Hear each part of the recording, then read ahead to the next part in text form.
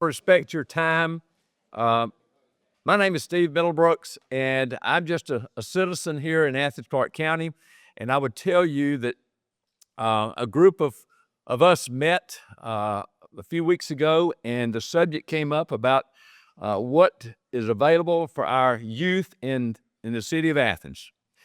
And as you can see from my age, I don't have youth. I do have grandchildren, but the question kept lingering, and kept getting discussions. And we said we would love to get those entities, those groups together to see if we could try to understand what activities are available so that we can do the best we can to support those various activities. And I won't get any deeper in that, other than we asked Tim Bryant, who graciously accepted coming and being kind of the moderator of this kind of roundtable discussion. There's not any hidden agenda anywhere. And I'll leave that to Tim to go forward. But we just appreciate you being here, and I'll let Tim get it started. We do have the first one on the agenda would be Shay from the YMCA. But with that, Tim, please give Tim a warm hand. Thank you. Thank you. I understand we're going to talk tonight about some activities for the younger people in our community, especially during the summer months when they're not in school, things we can do to get them off the street and keep them out of trouble. And so with that, and we're going to talk to several folks here tonight. Shay from the Y is going to start, so come on up, and because I know you have another appointment. So, what I have beyond that is a list, if I can pull it up. I don't know how many of these folks are even here. I'm kind of scanning the room. So what I'm going to do is just work from this list, and if I call your name, and if you're here, you'll come join us on the stage as Shay is now. Shay? Yeah. Okay, well, thank y'all. I work at the Y, so I really don't need this mic unless y'all just need me to have this mic. I have to be really loud generally all day. Speaking of youth-serving things, we're actually right now about to start a group interview for our summer camp.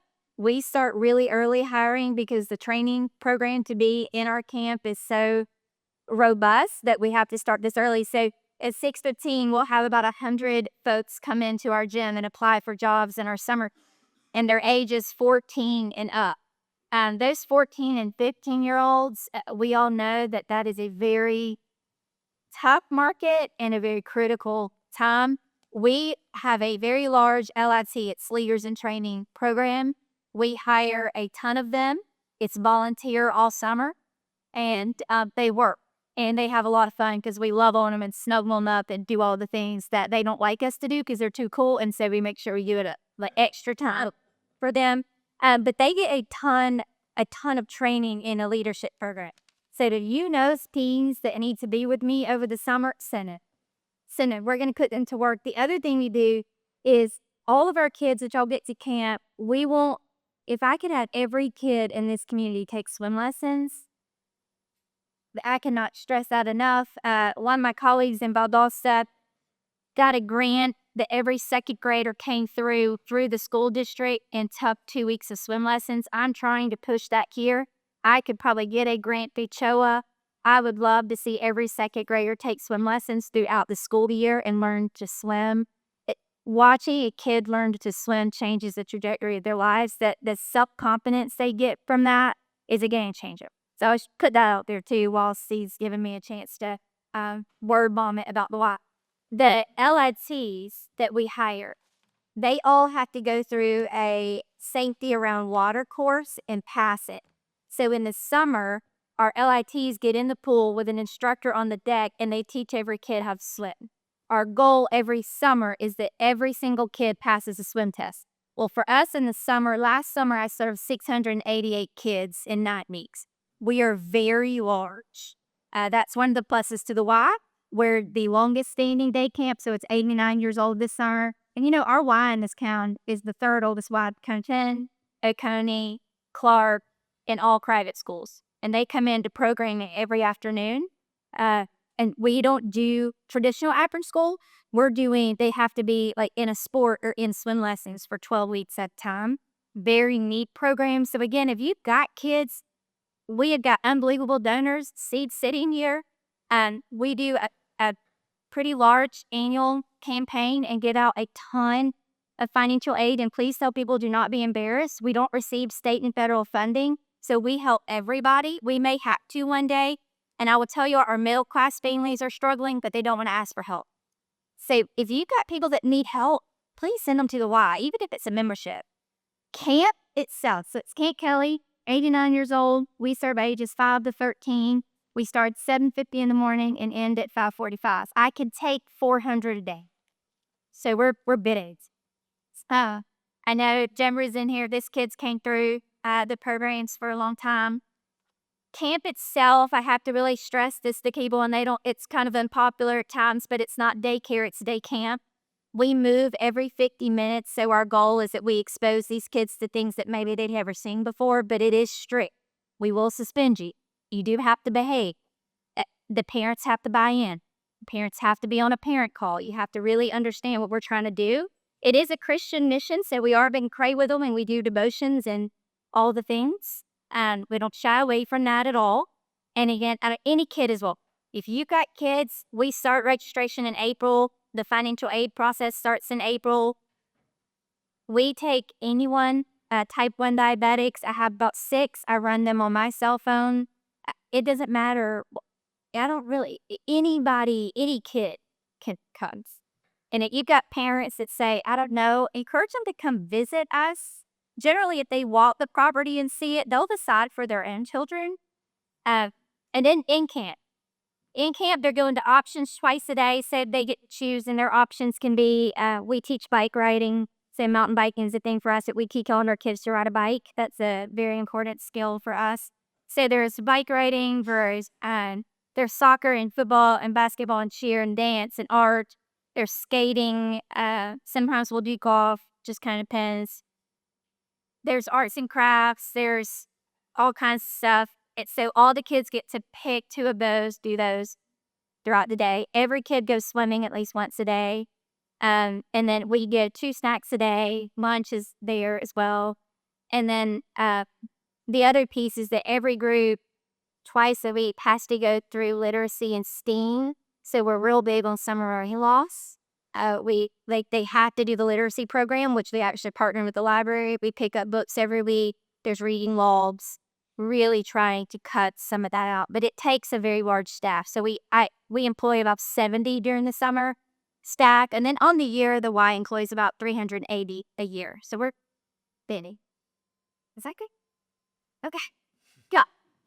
I was really fast and really sorry. Y'all have any questions for me, though? Because I can talk all day about the line for today. You take. Okay. We appreciate it. Yeah, absolutely. Yes. Thank you very much. Thank you. And as I said, I have a list in front of me here. I don't know how many of these people are actually here. I'm looking around the room. I see some of you. And as we go through the list, I'm just going to bring you up here. We're going to chat for just a couple of 3 minutes and touch on some of what I think are going to be the issues we're going to want to talk about tonight. First on the list, and I know he's here because I saw him a moment ago, Trevor Ross from Athens, Clarke County Leisure Services. Trevor, if you will come down. While he's making his way, let me tell you about Leisure Services where I grew up, which was in the country down in South Georgia. Leisure Services was the kids in the neighborhood. And going to town was with my mom when she'd go grocery shopping, either to Cairo or to Thomasville, whichever way she had scanned the newspapers and found the coupons and the best buys. And if it was to Cairo, that meant I was either going to go to the library or if it was the summer, I was going to go to the pool. And that was, for us, that was summer activity when we weren't creating our own. Now, I gather I grew up in a different time and in a different place, and things have changed. And now we need people like Trevor in Athens, Clarke County Leisure Services. So, Trevor, step over here. Tell us about your role at Leisure Services and what you can contribute to this conversation in terms of what we're going to do with our kids in some of these activities and what you might want from some of the other people in the room. And you do want me to use that mic. Thank you. All right. So, again, I'm Trevor Ross with Athens, Clarke County Leisure Services. My current role is the Recreation Division Administrator, which means I'm in charge of the 3 community centers and all of the athletic fields, and it also includes the pools and therapeutic recreation. The other divisions are the Linden House and the Nature Center. Then there's a director and, a parting retiring director and an assistant director. So thanks for the attention on myself, but it totally takes the entire team. And I'm so happy to see all of the individuals here actually work out the Y, so I can attest to everything that Shay just said. They run an awesome operation. I work out in there, and I'm not spying on them, but I am taking all the good things that I see them do in and outside. One thing I'll say about them, I am so impressed how long they keep those kids outside. They don't even shut down all the gyms all the time. They rotate them everywhere, and they are outside, which is not really common for a lot of our kids today. There was mentioned a question about our mission statement. It is online. Don't want to necessarily go through the mission statement right now, but it is about we all have the same mission and how we accomplish it in different ways, but together is always best. This summer, important dates. We do have a scholarship program. Um, Parents that qualify can get up to 75% of their fees waived. So they would only pay 25%. Typical day camp at any of our community centers is $45. If they qualify for the entire amount, which most of them do. I was formerly the supervisor at East Athens, now Hurd Park, and really 100% of those typical attendants qualified, and they ended up only paying $11.25 per week. So you can't get any more than affordable than that, but free. But even then, some of those still needed help. Partnered with Ernest a couple years ago and made some connections, and he actually paid the balance of through a sponsor of those kids, which was $3,000 or $4,000, which allowed about 80 more kids to come to camp. Again, it takes us all. March 28th is the deadline to get the scholarship information in, and registration begins March 15th. We'll take scholarships afterwards, but if you do it past the 28th, it's not guaranteed that it'll be processed in time for you to register on Saturday, March the 15th. Some of our camps fill up in a couple hours, some of them not so fast. So it's best if you're encouraging people to sign up to have them ready 9 o'clock, know what they're going to pick. All of our camp offerings are up right now. It just doesn't go live until March the 15th. We have, like the Y, we also have we call it CIT, counseling training. There'll be 12 of those where we pay young people to learn how to help camp. There's 4 at all 3 community centers. Last year there was about 50 or 60, but we could only take 12. So it's a great program to learn how to, before it was volunteer, now they actually get paid. We also take in summer camp counselors. We prefer an older counselor, college student or older. A lot of teachers come and work the summers for us. So we are hiring those as well. Teen camp at all 3 community centers, all 8 weeks of camp, full day teen camp. Hurd and Lay host about 120 kids total. Rock Springs around 60. And I'm speaking partially for the rec department, but we do have nature center camps and camps at the Linden House as well, and dance center. Let's not forget that. Another big program we have in the summer is Grand Slam, not the Aaron Hurd Grand Slam, but the new mixed version. Chambers has been by to help us keep that a safe program every Friday night during the summer. We can hold 80, and last year we had 80 registered and 60 on the waiting list. Every night is a different theme. One night's a pool party. One night's it's like 6 to 9 o'clock at Lay Park. They even ended it with a summer prom, and the kids dressed up just as if they were going to the prom. That's targeted for our teens this summer. It kind of evolved into more teen programming, which middle school age, as in 13, 12 to almost 14. The older kids didn't want to hang out with the young kids and vice versa. So it's kind of evolved into that. Our teen camps at each one their camp is a little bit more, it's $10 more, because they take a really cool field trip once a week during the summer. We know teens don't want to sit still. They've gone to play paintball and to the sanctuary where for feeding animals, and they just go different places, bowling and a trip once a week. So that's kind of what we have going on in a nutshell. We have plenty of other programs that are currently, our after-school programs are thriving at all of our community centers. So we're there. I am here. If anybody, my motto is, if I'll say yes anytime I can until I can't. If I say no, that means I just can't say yes. But even then, we can still figure out how we can say yes in some other type of way. So if you have any questions, my office is at Bishop. I have one. Yeah. And you touched on maybe the answer. We think of, and I know a big focus here is keeping kids out of trouble, right? Keep them off streets, keep them out of trouble, keep them out of gangs, all that. And that's important. Sure. How do we keep this out of their hands? Which is also important. Now, you talked about paintball and bowling, and what else? What can we do to lessen the screen time? We, by policy, we don't allow the kids to bring them and keep them. They can bring them to camp, but they have to store them. It's like tug of war, and they try to sneak and play on them, especially the older kids. So a lot of what we do partner with the library. We partner with different organizations that come in and try to expose them to just all types of things. My thing is just throw something at the wall. Hopefully it sticks. Hopefully they pick up on it and run with it. And you never know what that might be. We take them to Sandy Creek fishing. They, at times we take them. What other cool trips? We've toured the reclamation facility. We've toured the fire. The fire department comes out and does shows instruction for us, brings the trucks and things. So it's the answer to that. If I knew it for sure, Yeah. I'd probably be running for a different office. Thank you, sir. Thank you. I heard about this. I heard someone say the other day, and it struck me as really profound. You in this room, we are the last generation that will remember life before digital.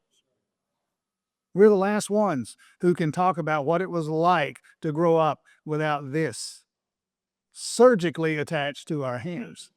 And Lord knows what's going to replace this, because something's coming that'll be maybe even more addictive. But thank you, Trevor Ross, Athens, Clark County Leisure Services. And again, yes. And Shay said that she could send a recap of what she said. Okay. If Trevor could, is that online on the website now? Yes, our website is live with everything we're offering for the song, and even current. All right. Boss, what's your budget for my business for the entire rec department? Is around $7 million. Ernest, you're walking. Come on down. Everything, not just a program, obviously, yeah. Everything, over 60 full-time staff, acres and acres and buildings, everything that you're up. So 7 million in yours breaks down, but what? What the red division is just over 3. So, How many employees? See, my 20 full-time employees, it's over 60 altogether. And then in the summers, it goes up to, we hire about 150 people along the side. Ernest Elder, he just walked in, so I'm going to put him to work. You have to out there. And then he came back. Yeah. Well, before you walk out again, walk up here and introduce yourself. Tell us who you are, what you do, and what brings you to the conversation this evening. Okay. Good evening. My name is Ernest Elder. I'm a native Athenian. I grew up here in Clark County. I love this county. I love this community. I went to school here. I went to school at Chase Street, Clark Middle, and I graduated from Clark Central. And I went on to the University of Syracuse to play basketball. I was recruited to play basketball up there, so I was highly recruited. So when I came back to Athens, I noticed that we had all of the community centers that was in public housing that was closed. And my vision and my mission was to open up all of those community centers and have some effective programs for our youth, because the youth is our future. And I have a passion for that. I love that. So I created Community and Youth Development Organization, where I'm the executive director of that. And by the grace of God, now that we have those community centers open, thanks to the Boys and Girls Club, but we had a partnership. We have a partnership with the Clark County School District, and we serve over 400 kids within the Clark County School District with the basketball program, with this athletic program that we created with the 3rd, 4th, 5th, and 6th graders, because we believe that that's where we catch them as a preventative measure for drugs and alcohol and gang and gun violence is that we catch them at that early age. And I'm also is the director of the Athens Tutorial Program, which the 400 kids that we serve within the Clark County School District with through the basketball program. We use the basketball program as a platform to actually engage these kids, to grab these kids, but we teach them the 12 principles of character development, which is life skills, social skills, conflict resolution, leadership, just to name a few of them. And we've been very effective with that. But now we want to be able to combine the athletics with the academic piece. We want to be able to tutor these kids because the proficiency rate of every school in Clark County is below.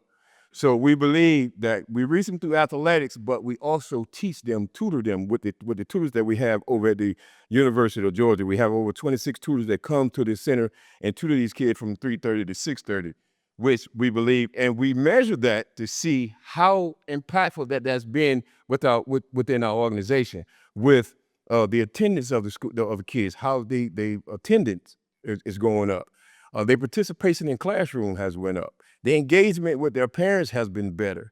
We just want to make this community a better community, and we believe that through athletics and with the tutoring program that we can make a positive impact on these kids, because the Clark County School District has over 13,000 students, and we only serving a fraction of them. But imagine if we had all of them, what the difference that can make.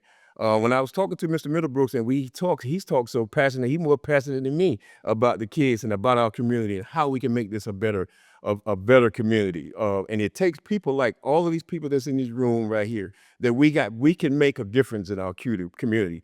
We can come together collectively on one accord and change the narrative of how our kids learn and how they're being taught. If we want to curb the gang and gun violence, then we have to come together to be able to do that. And it takes a village to do that. Not just me and not just Mr. Middlebrooks. It takes the police department, the sheriff department, the mayor, the county manager, all of the commissioners, the youth, sports, everybody. We take all of us to make this happen. And I'm so blessed to be able to stand up here today and talk about it. And the reason why I had to go out is because I got a call from the Athens Clark County about I was applying for the director of the Leisure Services, because I believe if I was put in that position, that the changes that we could make within the Clark County Leisure Services. She was telling me that she's opened the door for me to get back in there and apply for that. So with the support of the community and this tutoring program, I can't put enough emphasis on how important it is for us to engage these kids. It's bigger than basketball, and the biggest thing that I've learned is that these kids, they don't care how much you know until they know how much you care. They don't care if you have a PhD, or they don't care if you the mayor or the president. They don't care about none of that until you build relationships with them. And now you can bridge that gap, because now we can see the unmet needs that needs to happen with our kids. So I'm excited about this. I mean, I'm looking forward to seeing it grow. I mean, we can have meetings all day long, but what are we going to do together to make this happen? And I have a voice that needs to be heard. I know my time might be up. I just wanted to ask a question. You kind of dovetail off something you said. You want to grow this program, expand this program, maybe beyond sports. And that struck me as significant because not every kid can play basketball. Not every kid wants to play basketball. They have other interests in other areas. Maybe it's music or writing or something else. Any thoughts on what you do with some of those kids? We want to engage them. We want to have them to learn those 12 principles. We want to help them with tutoring so they have a better, whatever their needs, that we want to meet their needs. If they're good at something, because all of the kids have talent, whether it's sports or whatever, reading, book clubs, public speaking. We want to be able to engage all of the kids with different, a lot more different things than just expose them. Very quickly, what can this room do to help you? Support financially to help bridge this gap. I mean, it takes money to make it happen. We have a vision, we have a solution. We're looking at it in the lens of how we're not thinking about the adults or the grown people, because the grown people, in my opinion, they have caused a lot of problems, a lot of history. The kids is where it's at, and that is where we have to put. We put our best foot forward, roll up our sleeves, and let's attack this issue with our kids. We have the solutions, but instead of us, working together, we divide it. You know, it's too much division in our community. And the only way that we can solve this is that we're gonna have to have meetings like this and get engaged and really put your foot forward. You know, because when I grew up, we had the community centers was open, all of them. And we had games at the Lake Park and Hurd Park, and we had van service that was transporting us back and forth. We had sack lunch, meals that we ate for lunch, you know. And when they closed down all of those community centers, the kids was kicked out, and they got involved with the gangs and gun violence and drugs and alcohol. So you know, I'm here to. I want to help, and I want to. I think it grows them because you know the program has been around for over 23 years, and to have that when you look at the proficiency rate of the kids that's in school, they reading and math scores are below in every school. So it's important that we have those tutors that come from the university that that tutor these kids throughout from 3:30 to 6:30, Monday through Friday. And Friday we may have an enrichment or something like that with them, you know, pottery, dancing, or clay, or something like that. But it's just we have to get them involved and have to get them engaged and keep their minds on that. I think that you know education is the key. You know, if we can get these kids and these parents to buy in on what we're trying to do and create parent incentive programs at each school that's involved in our athletic program. And you know, we have the owner of Bank of America come in and talk to the parents about financial literacy or how to restore their credit. They talk to them about nutrition or how to prepare healthy meals, or they talk to them about budgeting, their needs and their wants. They talk to them about better relationships with their parents. Those are the things that we need. Because if we get the parents buy in and get all the parents on the same on one accord, then we can reach the kids. Because now we're dealing with the holistic approach with the kids and the parents. If that makes sense. Reverend Stelton, thank you. Yeah. Yes, sir. You mentioned numerous times the Board of Education schools. In any given city or county, the schools where the children go, Right. it's an education. How many of the schools are open or off facilities during the summer? The JUBO program kind of you put up waste facilities and enabling those children to pack the club bucks in them, transfer these children has already been done was for a further person. But it seemed to me that the schools escape in the summer when most of the time children is summer. I agree with you wholeheartedly. We do a summer program within the school. We do 2 weeks. We expanded to 3 weeks with the basketball camp with the girls and 3 weeks with the boys to give them something, you know, to give them something to do during the summer. But we can expand those programs. Primary school, middle school, high school, all the way to 5. All facilities fit for equal need in big children education. And that fact, as the Board of Education reached out to you, offering these facilities, we engaged in conversation with them. Big job. To be honest with you, they had Let me pick up on that real quick. Does that kind of thing happen in other communities? what These school facilities are open during the summer. Do they make the school in other counties, in other communities? Yeah. other communities, other counties. I'm not sure. I'm not sure, but I'm sure that the school These bodies, will they be open. only of any example where something like that happens? So there are programs that actually happening at the schools. A lot of rural schools have very different programs going on throughout the day through the 21st century. So there are use of programs in schools, at schools, and they do coordinate with the community. So the same needed at schools are doing that.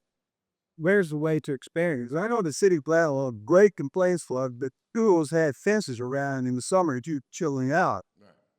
And go at that you drive by and this town are mostly in best shape in public school system.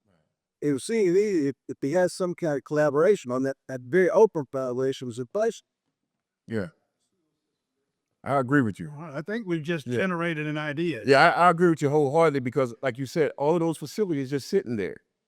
So you know, and they need to be utilized. They just utilize buildings sitting there, and we got crisis in our community and crisis in our education in these buildings, and all of this is just sitting there. So it's going to take people like you and all of us in here to talk to the school district to have those engage in that because. I mean, this conversation doesn't have to end when we leave the stage here this evening. You folks are going to have plenty of time and opportunity to talk with each other. But Chief, I wanted to get a few words in with you. What you're hearing and what we'll continue to hear this evening is about ways for this community to come together find activities, things that we can do with our children to keep them from ending up interacting with your people as much as possible in a negative way. So what can you do and what can you bring to the conversation to your people, the people who serve in the Athens-Clarke County Police Department? How can they interact without it be the necessity of something negative? Is there something that you can do to interdict and intercede before the bad stuff starts to happen? Sure, absolutely. I think that's through building positive relationships within the community and with our youth. We're fortunate to have our cadet program also sit on the board with the Boys and Girls Club.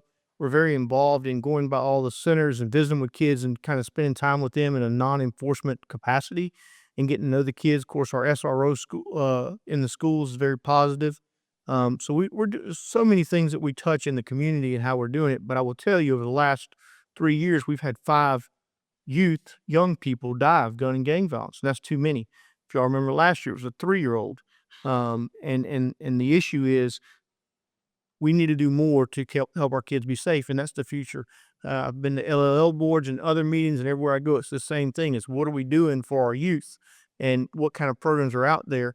In a perfect world, when I've talked to Mr. Green about this before, is a police athletic league where we would pay our officers to go and tutor kids and also be coaches and referees. So they're not just Officer Smith, it's Coach Smith, and it's things of that nature. And that's how we build those meaningful, lasting relationships. Are you going to, and very quickly in having that conversation, get down to the bottom line? We need money for this. Well, I mean, what I'll tell you is there's plenty of examples across the country about how police athletics leagues work, but they're very costly. They're very expensive programs. How are they generally funded? Foundations or government funding? Sure, I think it's a little bit of both, and as well as probably some grant opportunities that we haven't seen.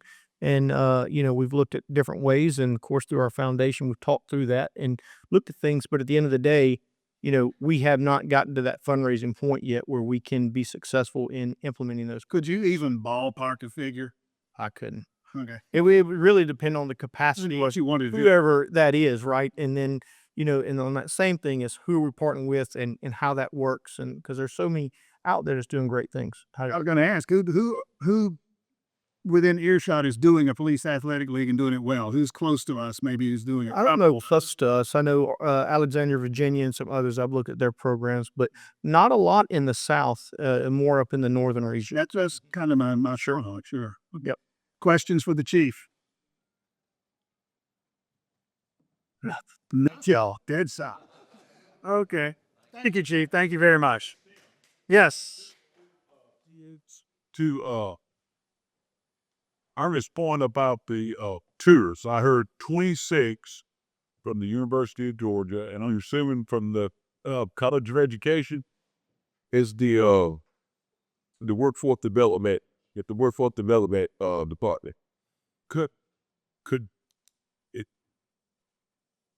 we use more? Couldn't we use more than absolutely.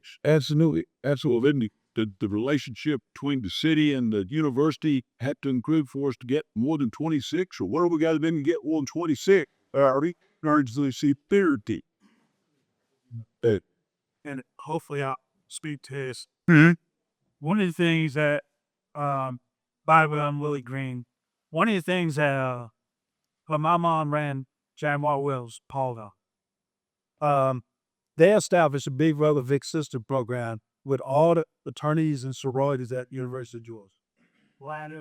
Mr. Green, why don't you come on up, and Sterling, you'll be next, if that's all right. Come on up, and let's go ahead and... I hope that is okay. Yeah, exactly. Want you to introduce yourself? Yes. My name is Willie Green. Like Ernest, I'm a born Athenian, was raised in, was born in Rock Springs, and we moved to Paldo. And then we were fortunate enough to be able to move out of Paldo. My mom, Miss Corrine Green, and my father, Willie Green. My mom ran Jack R. Wells Paldo Center that they closed down. It eventually became the Boys and Girls Club before the Columbia Brookside. And my mom did a lot of programs with people like Aaron Hurd over at Lay and Tom Lay and Willie Hull and Miss Christine Howard, those pioneers and those icons. And some of the things that they did, and my whole goal was, since I've been somewhat successful in my career, and now that I'm an empty nester, is to move back home and continue my parents' legacy. And one of the things, as Ernest said, when we came back, we saw a lack of facilities. And we have over brick and mortar infrastructure. And that's the problem, is the lack of infrastructure. And so when I came back, I bought the old Athens Sports Arena back in April of 2022 and converted it over from something that they use for a lot of parties. We did parties as well, but I focused more on our youth. And we built 2 basketball courts in there, and then I bought the land next door to expand. But fortunately for me, I had a group of investors said, "Come and name your price," and I sold it back in December. But I am looking at another piece of property that's a lot, 15 acres. That way, I can build a bigger facility with indoor and outdoor sports fields, multiple courts, and it will encompass all the things, a year-round sport. And that's one of the things that, Ernest and I have taught and work in collaboration along with others, where Ernest focuses basketball. That's his expertise. But then there's other sports that I want to include the kids. And I remember growing up, we went from basketball, then we went to baseball, then we went to football. So it was year round. So we addressed the spring, summer, and the fall. One of the things I want to be able to do is to have that community center where all of that can be done year round. One part of the season we do basketball. The next part of the season we do soccer. We do flag football now in collaboration with the NFL. Whom, me being a former NFL player, I have an opportunity to partner with NFL and bring NFL Play 60, where they fund the flag football league and get more young girls involved. You see more and more young girls playing flag football. We don't have that. We have it in high school, but we don't have it among our grade school kids, middle school, elementary school. And then volleyball. One of the things that is becoming very popular and even more popular is volleyball. Our young underprivileged and minority kids have an opportunity to get scholarships in volleyball. Everybody sees how college sports is right now. NIL deals. These kids can go into college making hundreds of thousands, if not millions of dollars. But unfortunately for our kids, we don't have the development early on. No, I was just imagining in my mind, the high school flag football coach gets a kid who's never played flag football. Correct. And so my goal is, like Ernest, with Ernest's program, he can only have so many players on his team. But like you said, you got 13,000+ people here. The YMCA, they can only house so many. Boys and Girls Club can only house so many. So that's where and I come from this as a private business owner. So my mindset is different than the nonprofit sector. Mine is a business model, and it has been successful. And so in addition to those sports and training those kids at a young age to play volleyball, to play basketball, the ones that don't make Ernest Elder's team, I want to make sure I develop them to make sure that they're able to make Ernest Elder's team, to make Clark Central, make Cedar Shows, right? We also have an academic component in it. With the land that I'm looking at and the building I'm looking at, I'm talking to Dr. Tawana Maddox. She runs a kindergarten preschool program where we can have after-school academic assistance. And I'll just, quick story to point to Ernest's point. I went to Clark Central. I went to Clark Central, Clark Middle, Overthought Elementary School. And when I was at Overthought Elementary School, if I flunked the test on a grade spelling test, the teacher made me write the word out 50 times. We know that. When I got to Clark Middle, that didn't happen. So I repeated 6th grade twice because I didn't have the parents. My mother worked at Jack R. Wells from 2 o'clock to 9 o'clock. My father was a janitor. He worked from 6 o'clock in the morning to 2 o'clock. But my father he couldn't read on a 5th grade level. So no matter how much the teachers taught me between those school hours, I had no one to come home to help me with my homework.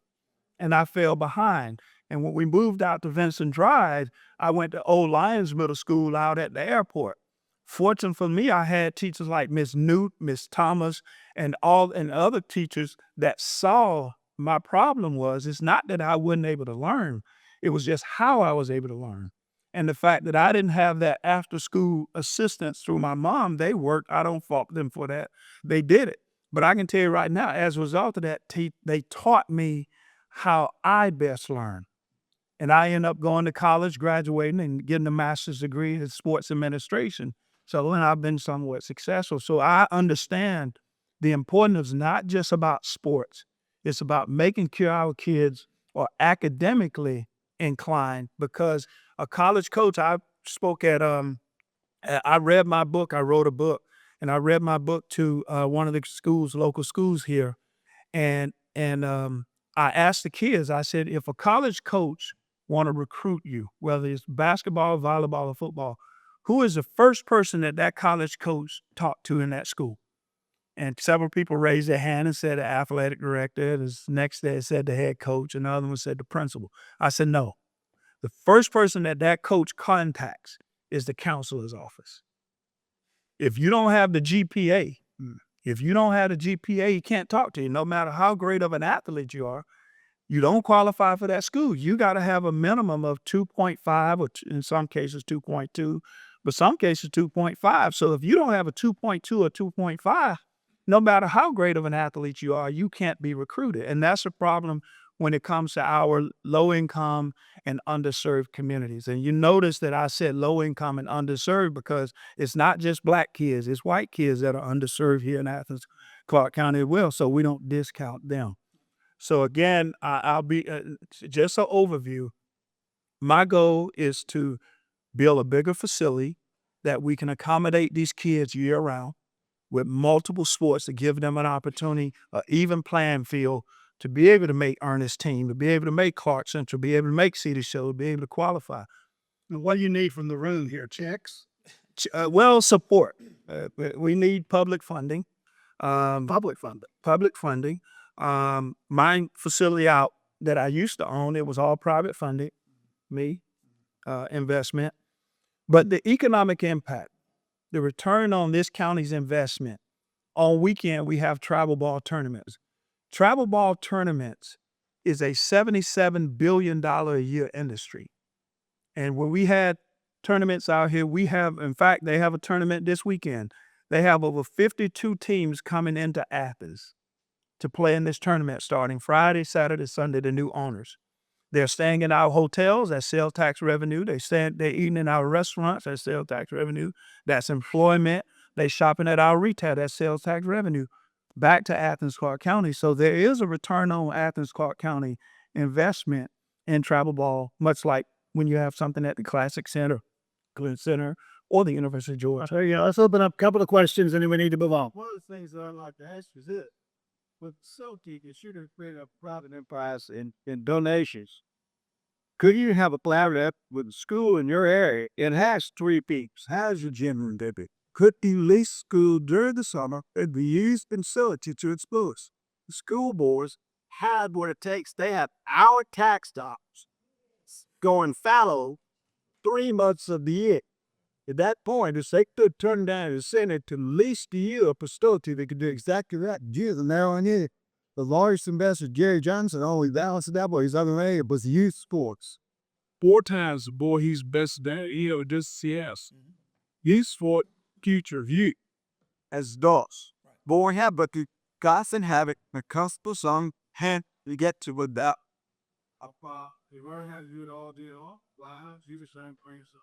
Great question. I'm gonna go to Brother Mac here, who Mac and I are close friends. When I had my travel ball tournaments last year, before I sold my building, and I wanted to rent a Clarke County School District gym to add more teams, because we had so many teams want to come to Athens. Athens, Clarke County charged me $4,200 for that weekend to use that gym. So you weren't pouring, you were pouring in them, they weren't pouring in you. Correct. I rented Hillsman Middle School. From the Clarke County School District? I rented Hillsman Middle School, Clarke County School District, and they charged me $4,400 to use that gym for that weekend. And then every time you use Every time I use it, no discount. Yes. I sit here and I want to make one comment. I don't know how many people in this room are from the east side of Banks. We have 7 schools in Clarke County that are at the 25th percentile or lower in education. It's Coyle, Cedar Shoals, Whit Davis, Stroud, Gaines School, and Elks Roads. Please don't overlook the east side. Oh, absolutely not. Schools, and I'm shocked. I'm shocked that Whit Davis, is on that list. How did it fight far so far? My grandkids finished there and like 10 or 12 years ago. What has happened to our education? And the school board totally, with all fundings and all, have $500,000 in fund balance. When I was on the school board, we were glad to have $5 million reserves every year. One year we got $2 million. They got all this dang money. Clearly into your school. Well, to your point, all those schools you named feed into Cedar Shoal East Side, except the one. That's right. Ouch. All right. And Whit Davis was one of the schools that I read my book to a couple weeks ago. Yeah. So And that people are sitting back, just you've got to concentrate on your first grade to make your first grade smaller, so with a parapro, so yeah, you can teach kids to read, because if they don't know how to read by third grade, they're already behind. well, to your point, without me disclosing a lot of information about what my future location is, it is in proximity to the east side.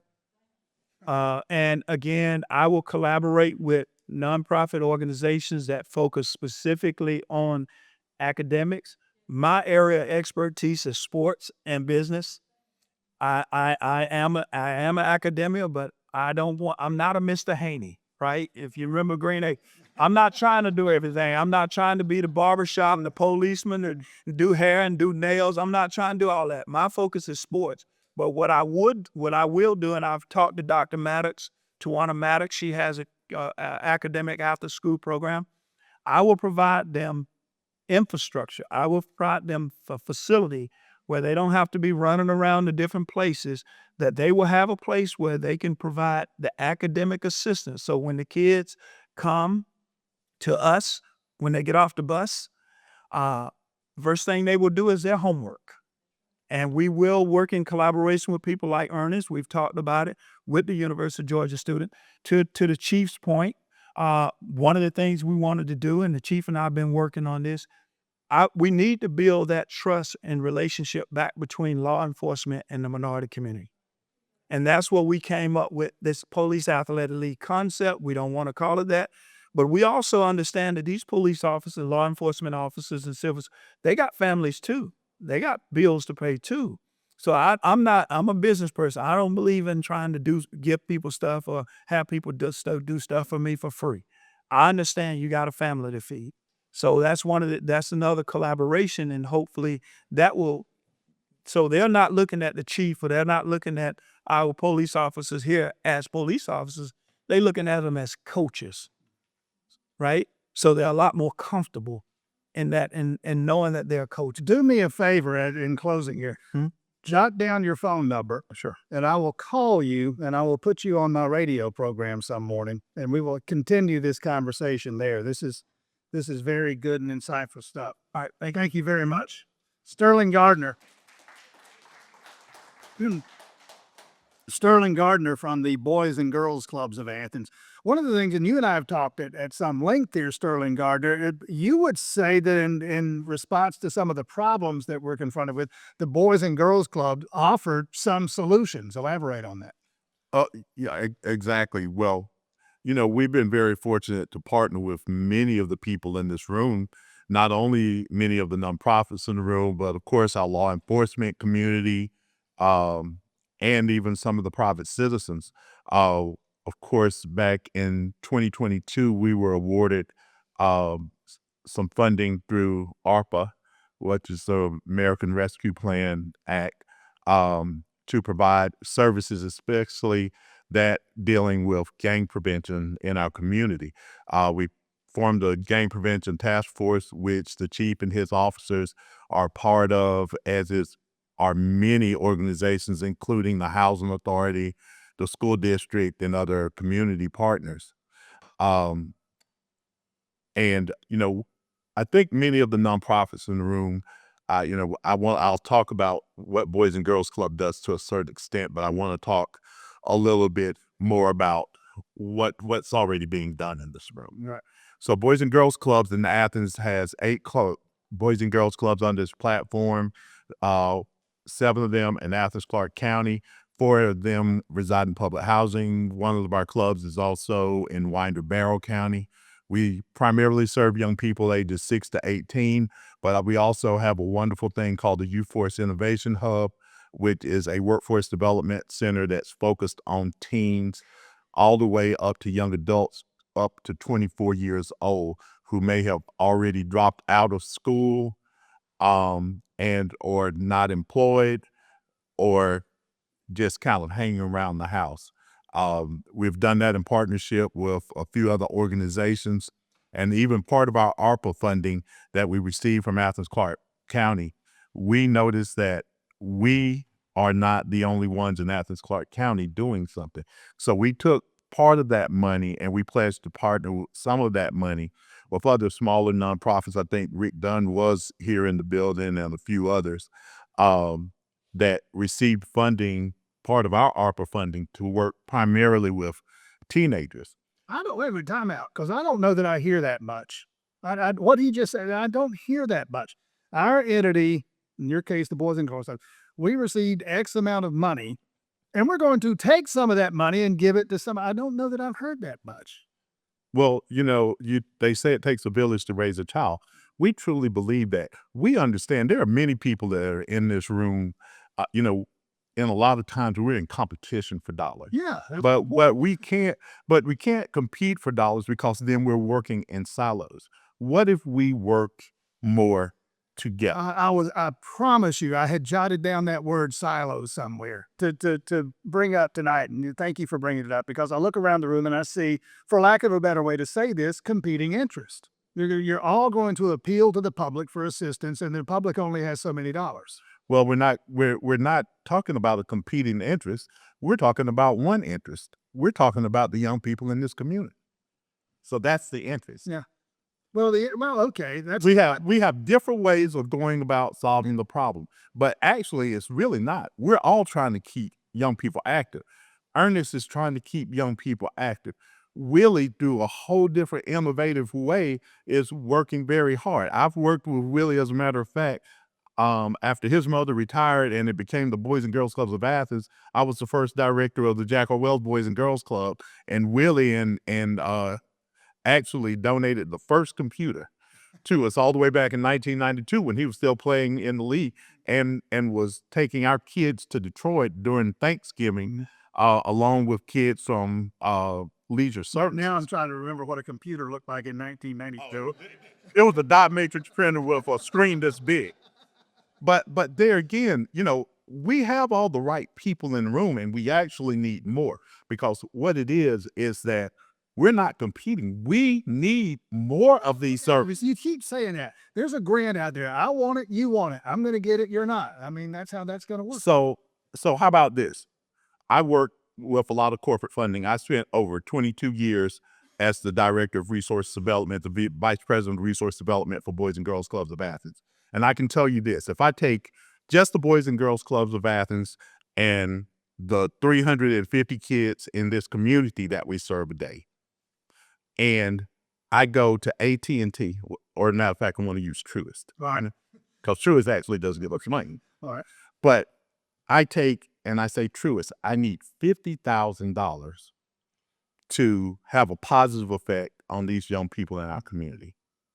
So on the other hand, how much more could I get if I brought together Willie, if I brought together Ernest, the Y, some of the other organizations out here, and we said, we're going to have a positive effect on 3,000 to 5,000 kids. That's millions of dollars. That's leveraging dollars. Willie, I hate to tell you, we're, at Boys and Girls Clubs, and hopefully some of these other nonprofits, we're past just the nonprofit. We're social enterprise. We have to learn how to do more. We need to leverage more. There's mergers and acquisitions. Sometimes, we're not merging and acquiring anybody right now, But we are providing vital support to young people like Asia Thomas out there, who has a great program that draws in teens like the Boys and Girls Club can't do. She has her ear. Rick Dunn and community, his Athens area community completion program, teams that are already doing great things in this community. We're able to provide extra resources that he can actually bring his kids into our facilities and do his podcast I'm program. suddenly thinking of something else here. Boys and Girls Clubs is a brand, right? We all see Denzel on TV. We recognize Boys and Girls Clubs. You have an advantage walking in the door in that respect. Willie Green, for all of his accomplishments and all of his success and all of his great intentions and plans, you don't yet have that brand, not one that's been established for decades. So you're in a position to maybe, And that's it. So the thing is, why would we compete when we're all doing the same thing, when we want the same thing? We have to start working together for a common cause. We have to work for each other, not against each other. any questions? There's something that everybody here did build that foundation did. Efforts foundation give you money, I'm burning 10. It's gonna ask what you're out, Rachel. You take native back, you're not dead there little. You take this collaborative, you better a part of what y'all's at comes over with your friend now. Yeah, well, it's the LZX, the communities that own the schools. Problem is, there's no impetus among the public sector to say we're underutilizing and getting bad outcomes by underutilizing the school facilities. These areas that simple. That's right. Why would you close your factories for 3 months of the year, lay everybody off, and still be paid? It doesn't work like that. And that's the policies that we got a great community in Athens. It's huge. It's mighty for North Georgia. Gainesville's close behind. But Athens is an education epicenter.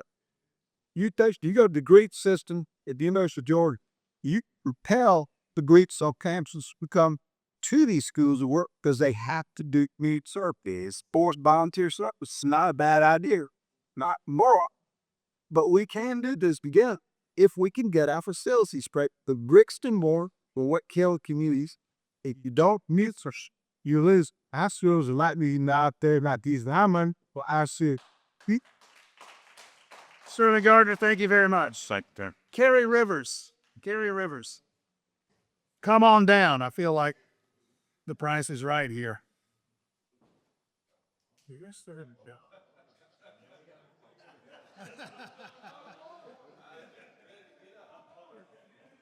Carrie Rivers, introduce yourself and join the conversation. Jump up on that. Yeah, I saw that, yeah. Let me just say, my name is Kerry Rivers. I am one of the directors of Downtown Ministries, which was started in 2003. And two of my cohorts, who probably many of y'all know, Dr. Zanona Thomas, who is our headmaster at the school, and Tony Darricott, who just left Cedar Shoals after 15 or 16 years, is now working alongside of me. And I got a great group of public servants working now in the nonprofit world. And I want to echo what you said just a minute ago. I received over $250,000 last year in grants, and every single one of them want to know what my outcomes were going to be. You can't get something without telling somebody what you've done and what you're going to do. But let me just say this. At Downtown Ministries, we are a Christian nonprofit, as many of y'all know. I've done business with a lot of y'all in the room, Mr. Green over here, and just different folks. We have an unbelievable tutorial system at our school at Downtown Academy, where we have about 70 kindergartners. And we also have about 20 to 25 UGA students and volunteers that come and read and tutor to our kids. We have a tremendous after-school program. Some of our kids who can't stay at our program, we have one of the most beautiful buses going that Mr. Akins has given us. We deliver kids to the Boys and Girls Club. We deliver them to the YMCA for their after-school programs. But we like you and what we're here today, we don't have a lot of summer programs for Downtown Ministries. We have a camp that we send about 50 kids to down in Roberta, Camp Grace, where donors fund that for me. We've got some basketball camps. We've got some We do golf now. We have an inner city golf program that we partner with Mr. Gibbs. Is that an excuse for you to get out there and hit golf? No. But one of the reasons why I wanted to come tonight is because what Steve and I were talking about is the summer period when things are kind of slowed down and the kids get lethargic, and we're finding stuff for them to do to keep active, to keep their minds going, their bodies going. And there's a new group in town right now, and they're a worldwide company and organization, and they are unbelievable in what they do with kids. And it's all about life. It's all about what life brings you, not only when it comes to golf, but it's the first tee. Y'all ever heard of the first tee? All right, well, first tee is now here in Athens, okay? And I brought Mr. Rich Alvarez, if he could come up real quick and just kind of piggyback on what I said. I didn't know here. Well, I invited him because No, I mean, I didn't know the program was here. because he's part of what we're talking about for the summer. So Rich is the director of First Tee here in Athens that was brought here by a couple of investors that are funding this thing, and it's a great program. And we are going to partner with them with our golf program that we have at Downtown Academy. And I know, Rich, you visit the Boys and Girls Club. You visit them all so far, leisure services. So why don't you give me just a little quick scenario of what First Tee maybe can help out in Clark County in the summertime? Oh, well, thank you, Carrie, and I appreciate the welcome. As Carrie mentioned, my name is Rich Alvarez. I'm the executive director, the inaugural executive director of the First Tee Athens. First Tee is a national organization in over 150 cities and 6 countries, and it's a youth development organization. We teach life skills and leadership skills, and we use golf as the vehicle to teach those skills. So we don't consider ourselves a golf program. We consider ourselves a youth development organization. And so that's critical. I've been sitting here listening to a lot of individuals talk about athletics. I came from that background as well, and I understand how impactful that can be for your success in life. And we are trying at First Tee to ensure that kids become the best they can be of themselves. And that's an important piece of the puzzle, because not everybody can be an NFL player, but they can aspire to and become the best version of themselves. And at First Tee, that's what we're trying to do. We signed an agreement with the University of Georgia. We are launching our first programming in a couple weeks, actually March 8th at the University of Georgia golf course. That's where the golf itself will take place? That's where the programming for our First Tee on-course programming will take place. We're partnering with Carrie and Downtown Academy to host them also in Oconee County as well. And we're looking to partner with every organization, Boys and Girls Clubs. I've got a long history with Boys and Girls Clubs. I've been a board member, not necessarily here, but in Atlanta, and believe in that program as well. So we're open to partner with everyone. I heard people up here speaking about, especially the Boys and Girls Club, about, getting money and we're in competition. And I agree with him. We're not in competition. We've got one agenda here, and that is to impact kids in a positive way. And we should be doing that together as a team and as a community. So if you have any questions about First Tee or would like to partner with us, we'll gladly, do things for you. If you're a basketball program and you want to take a day off from playing basketball and say, hey, let's introduce them to a different sport or a different opportunity, I'm all for it. I think it's great. So thank you again for welcoming us here. You jarred a thought in my mind here. I'd open this up for the room because, all of the talk about make the Clark County school facilities available. Tremendous resource in the community, the University of Georgia, and you've tapped into it, and there may be other opportunities. I'm looking around the room and wondering what, if anything, has been done by way of approaching the University of Georgia. I mentioned tutoring, using a couple dozen UGA tutors or tutors from UGA. What else might there be? To anybody that has any thoughts on that? Yes, sir. I grew up playing golf. My father played golf along with other people, and I still remember certain golf courses that my father couldn't play. even here in Athens. And one of the goals that I've always said that I wanted to do was to be able to own a golf course. And so my dad can play whenever he wants to, wherever he needs to. Unfortunately, my father passed away before I did it, but I did it. And so I'm part owner of a golf course in North Carolina. We looked at the First Tee program. In fact, we started a First Tee program. That's back when Tiger Woods was hot. Sure. The biggest obstacle that I saw, we did have a lot of kids, underserved kids, wants to play golf. Because anybody tell you, if you want to know the character of a person, you must take them out on that golf course for 4 hours. Now, they'll tell you they're going to cheat you, they're going to lie, and they're going to, it all depends on how they end that ball and what score they put on that score. Because the golf is an honest game. So, one both by person, put them out on golf. Golf is also, it's something because golf is also an expensive compared to the state. So, the basketballs that can cost a lot. So the Philippines nuts. How are you? Golf is an expensive game. I mean, you're talking about $1,000 for clubs. You're talking about $50, $60 for a round of golf. So, is there any collaboration with the University of Georgia or with James Mills Country Club? Whereas there's enough time set aside for what we would call a hacker, right? Versus a guy that can play it, want to play 3.5 rounds, 3.5 hours, versus someone just going up hitting it. How do you separate those two to be able for the golf course to be used for both both high handicaps and For sure. I can tell you that the agreement with the University of Georgia wasn't an easy one. But we were fortunate. Our chairman on our board and actually one of the founders of the First Tee here in Athens, his name is David Denham. He was on the 05 UGA National Championship team. So we had that going in, right? But we have definitely some partners in the community that have stepped up. One of the reasons why I thought this was a great opportunity for me, I was with the First Tee Metro Atlanta for several years.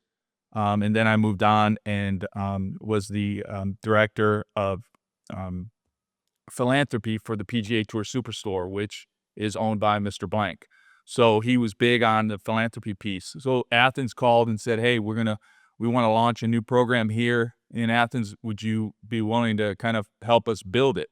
And one of the questions I had for the interviewers, the board, was we are going to remove as many barriers as possible for these kids to be able to do this program. If not, I'm not with this. So it's going to be as inexpensive as possible with a little bit of skin in the game, because I think everybody needs to have a little skin in the game. But the barriers are going to be removed, and we are going to partner with everyone from Titleist to Ping, even if they're competing. I don't care. We're going to partner with every retailer in golf. We're going to partner with every nonprofit in the community as possible. And the goal is to get as many kids introduced to golf. Customers. Well, they're customers, but those Say future customers. If you're time, you want to sell for sure. Obviously, I don't really care about that piece of the puzzle, but I think that was one of the reasons why I came here, and the reasons why I'm doing what I'm doing is because I believe in the program, and I want to make sure that these kids are going to be able to yes. Bothers my kids had was cost the program and transportation. How will you do for transportation? I'm sorry. Cost and transportation specifically comes to cost. transportation. So I can tell you what it costs right now. It costs you $50 for the entire year for a person, and we offer financial assistance. And I can tell you, if you press the button that says I want financial assistance, I guarantee you 100%, I'm the one that's making the decision, you're going to get the financial assistance. So it's $50 for the year, and you're able to take part in 3 program sessions. Our spring program session starts on March 8th and goes through May. So that's 7 weeks of programming. We'll do it in the summer and we'll do it in the fall. In addition, we're going to have other programs. For instance, we would like to launch in the fall what we're calling Courteous and Cool program. And that is a cotillion-style program where we're going to teach the kids how to conduct themselves when they go to a public golf course, when they go to a private golf course, when they go to dinner and have lunch, how to sit, how to have a meal in a proper way. So we're going to be adding these types of life skills with golf, right? Um, so transportation is a challenge. Right now, what we're trying to do is partner with organizations that have transportation, like Downtown Academy. I would imagine if we want to do something with the Boys and Girls Club, same opportunity. So transportation is a challenge for sure. I can tell you, and I'll get you for a second, the biggest challenge we have right now, interestingly enough, that we were talking about facilities, is facilities. There's one public golf course in Clark County, and that's the UGA golf course. That's it. There's not even another driving range. So for those of you that are in the business world, I'm telling you right now, if somebody were to put in a driving range with, not a Top Golf, a driving range, we'd be there in a second and you would make a lot of money. Yes, I really don't have a question here. I'm just trying to make sure that I got somebody else to introduce this right after you. That's why, hey, but yes, sir. Yes, sir. Who do you want to come up, John? Livia LaRouche. No. Oh, okay. You got a question? Oh, come on here. But I had a question about it's not necessarily a question, but it's you can list hundreds and hundreds of summer programs that are taking place in this community, from the schools to University of Georgia to what local communities are doing. And I think what the young sister said there, the problem is not ideas of having programs, it's getting youth involved in some cases. Transportation. With University of Georgia, the course, right? So we're talking about from the hall all the way across. There are plenty of programs and summer programs take place that are free, that are engaging. And I would love to bring my students to do to well, right? So I would love to. I'll step on go. Like, Come. Let's do it. Come on. I'm suddenly trying to imagine which I'm worse at, golf or chess. No one's bad at golf, but nobody's good at golf. So how about that? Thank you all. Fair point. Thank you very much. Another one is going to jump on the stage. Okay. Introduce yourself and join the conversation. Good to see you. My name is Lemuel Life LaRoche. I am a program director at Youth Force Innovation Hub. I'm also the executive director of Chess and Community. And what we saw years ago with Sterling, we've been meeting for a long time, and the whole focus was, how do we start thinking about collaboration? We talked about everybody operating in their own individual silos. How do we start getting organizations to come together, to work together for a long-term strategy, for long-term common good?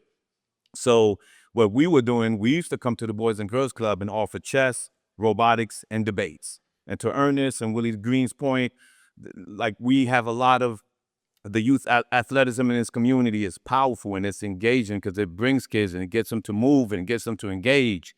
Then the next step is, how do we get them into more where we see the technology is going, even in sports, the AI, the robotics, and things of that nature. So a lot of the focus was to start thinking a lot more critical.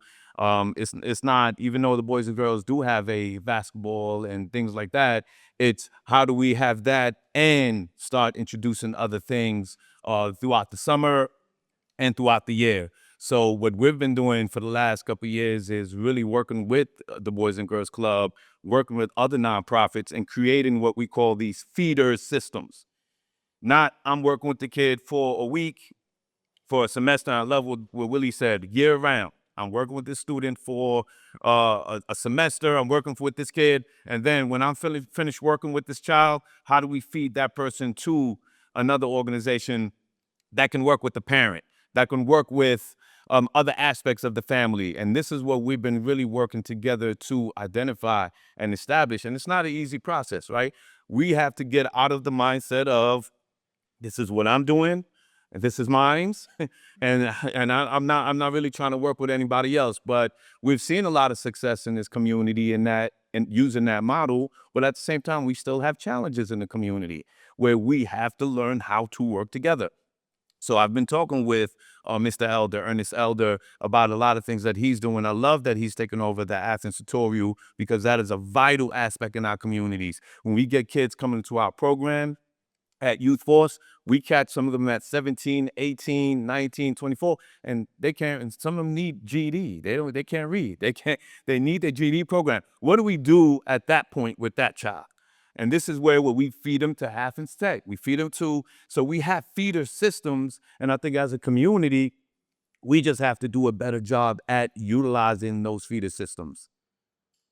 That's Yeah, that word, and I'm going to seize on that one word you used there at the very end, community. You're one guy and you're doing a tremendous amount of work, the volume of work that you are doing as an individual, in addition to the quality of the work that you're doing as an individual. The community is comprised of individuals. How do we get people not necessarily on the same page, but at least into the same book? So it's one of those things where it's, how can you put it in words? There are so many different people doing so many different things. And I think the model that the Boys and Girls Club was put before us to say, okay, I do chess, robotics, like Willie said. I don't do it. I chess, robotics, and debates. Critical thinking, conflict resolution, problem solving.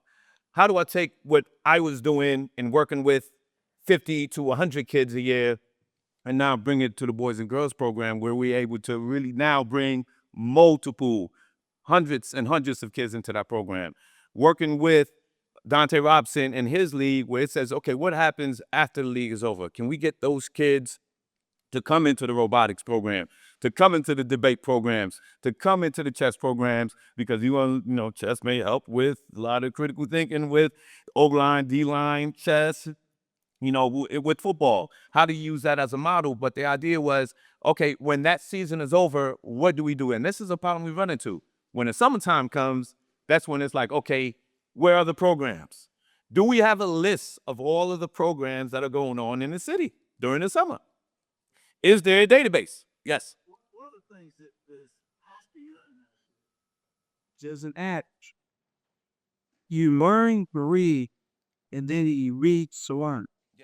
Yes. If you have a child who's 9 years old and cannot intelligently read a book, know or comprehend what it said, and then think about that, go ahead, act and say you're not that book.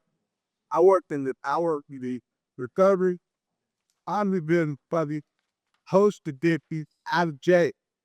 One thing you learn is the most violent man is the most ignorant man. Most right man is the most ignorant man. The man is the worst attitude for a ignorant man. But the man you learned to read was the prize man. We always had reading programs for kids. Before that, the public school system and met began already. When you have class after class after class ends the school year and does not text or reading, and that child should give a manage comes to read during the summer. Learn to read. Opting that you possess is you learn to think after you read. Let me ask the quick question because I don't know. But there is book clubs. It's just multiple book clubs happening during the summer. That's what I'm saying. There's a lot of things happening. It's just about, because we don't know about it, that don't mean it's not happening. It's happening. It's how do you get the community more aware? Sterling and Aisha Thomas, come on down because I'm going to want you to join us on stage here in a minute. They is one of our wonderful partners, Boys and Girls Club. But I will tell you this. One of our most significant investments that we did with our ARPA fund was an over $60,000 that's a book to make sure that young people have the opportunity to get books and learn to read even before they get to our Boys and Girls Club program.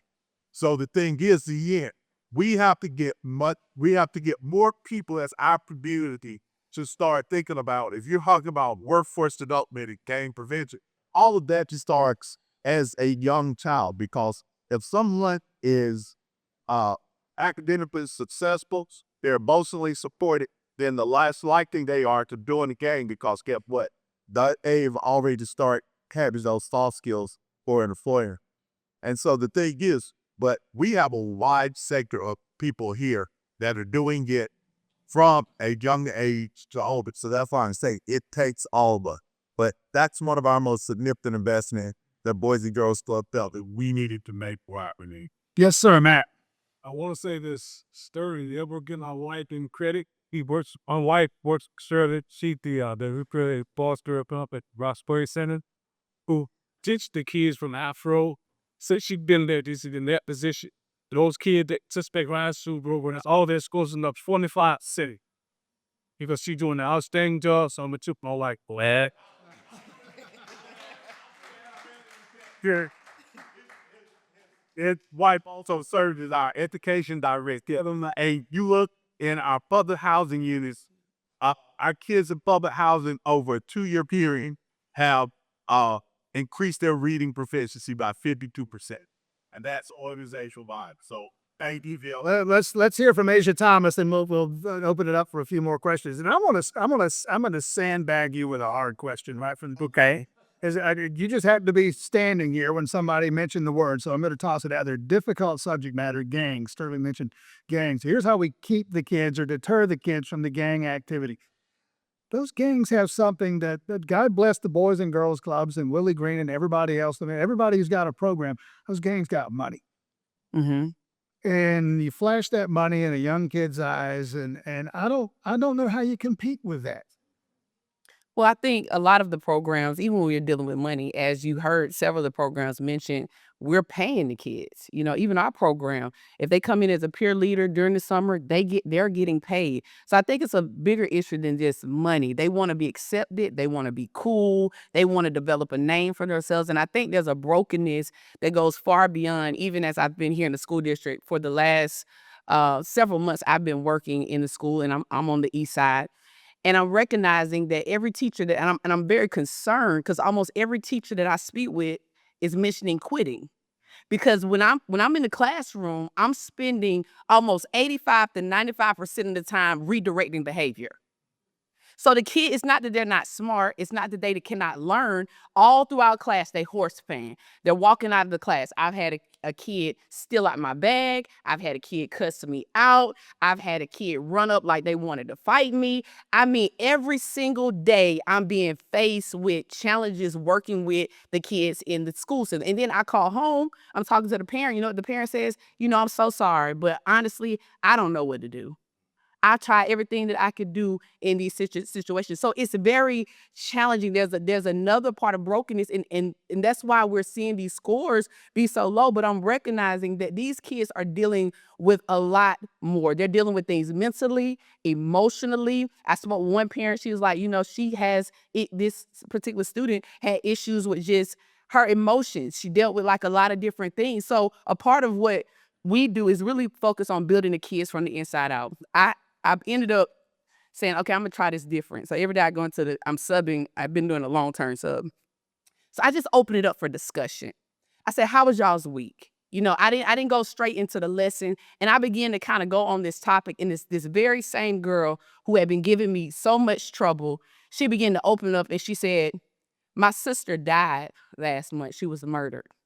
She began to tell me the story of what she began to go. And what it did was it began to I began to understand her more, that I could connect with her more on a learning understanding, because I'm beginning to show her, okay, why I didn't know that happened. We ended up having a discussion, and I said, how are you dealing with that? Right? How's she dealing with it? She's coming, she's acting out, she's having an attitude, and being able to connect with them to the point where you're able to open up and have those conversations. They need help mentally, emotionally. They're dealing with so many different things on the inside. And most of the kids that are coming in and behaving, they're in sports. And I'm like, how are you playing basketball and you're coming in here, you're not doing your work, you're disrespectful, but you on the basketball team. You making a name for yourself out here in the world, but you come into class and you're academically failing all your classes, but you're not doing what you're supposed to do. So I think that we need to, and I would be remiss to say this, these kids need God. And they need to know that they have a sense of purpose. They need to know. I sat down with one of the kids. They're like, he comes in here. They let him sit in the back of the classroom. We know that he's not going to do anything. So he sits. So I walked back there and I said, you're smart. You can do this work. Next thing I know, he's pulling out his pencil. He's beginning to try to attempt to do the work, right? And so a part of our program, and I'm going to speak a little bit, we're really about building young people from the inside out. We have a lot of small groups. One small group that we're doing now is called Pizza and Principles. Well, we meet with the kids once a month and we have pizza, we have principles. We talk to them about character principles. We talk to them about identity. We talk to them about purpose. And they begin to just open up and share, because sometimes we're talking so much, we're not listening to them. We think we know more of what they need than what they actually need. And sometimes they need a listening ear. Sometimes they're looking to open up and they're dealing with so many things. And we're talking to some of the young men, they're like, I struggle with anger. All of them angry. Why are you so angry? You know, like getting to the root of the issue. Because I feel like right now we're just chopping down the tree limbs, and we got this program doing this and this, and we're not getting to the root of why these kids are behaving the way that we're behaving. And honestly, the kids that are doing the gun and gang violence, they're not coming to your program. You got to go to the community where they are. You've referenced your program a few times. What is your program? I neglected to ask that. So we're United Community Outreach, but we have several other mentors. Like we have Mentoring Young Men. Right now we're doing Mentoring Young Men, where we do like a book club with young girls. And we also have Kingdom Kid Entrepreneurship, where we're partnered with the Hot Corner. I partner with Sterling. I partner with so many other different people. I work with Ernest a little bit. You know, we've had several people in the room that I've had partnership, but we do an I Can summer camp every year. And this is our 5th year doing it. We do I Can End Gun and Gang Violence.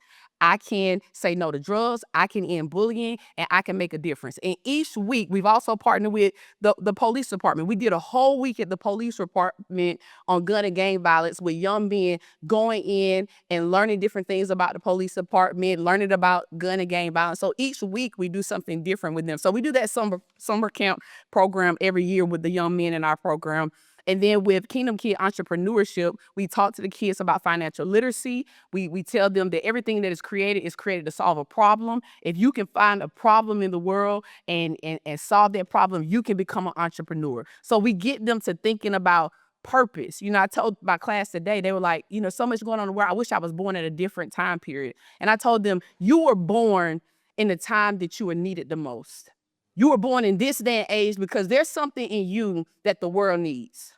And it's stirring that sense of purpose in them, helping them understand your life has meaning. You have purpose. You don't need to be getting involved in all this other stuff that is not going to benefit you. You need to focus on those things that are in you that can prosper in the world. And so we do that. And so we partner with the Hot Corner. We're going to have at least 15 youth entrepreneurs at Hot Corner this year that they're going to be able to get a vendor table for free. They'll get to go through our workshop. They all have to go through the workshop, but we're going to be doing that this year with Kingdom Kid Entrepreneur and getting some youth entrepreneurs. Mr. Green.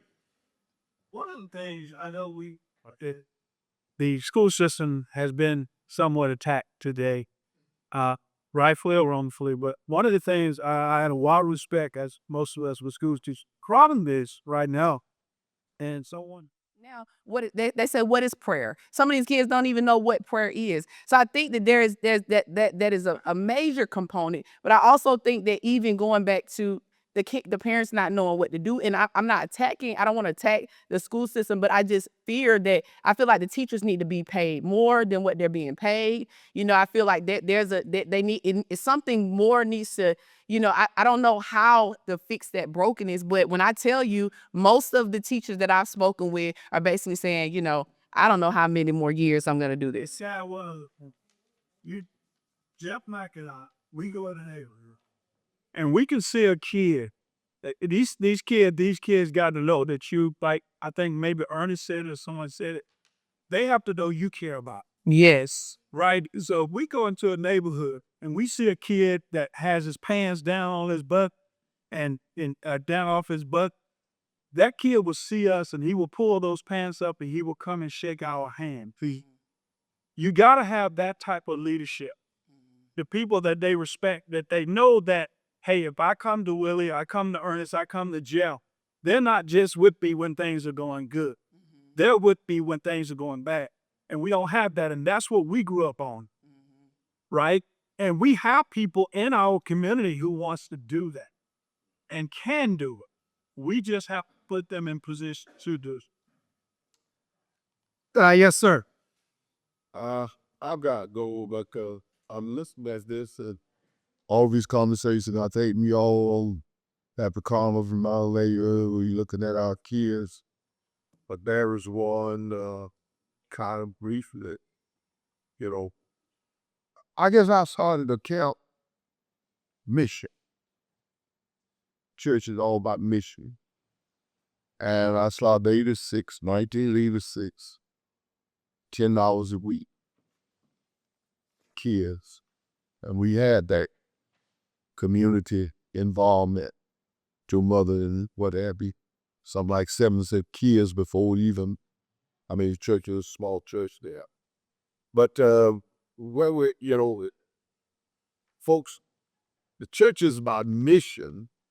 We get those camps, and those kids, I started the camp with the idea of making sure that the parents can continue to work and that kids can be in a safe and a safe place while they're at work. That's where we started that. But now we had people to come and help out. But now camp is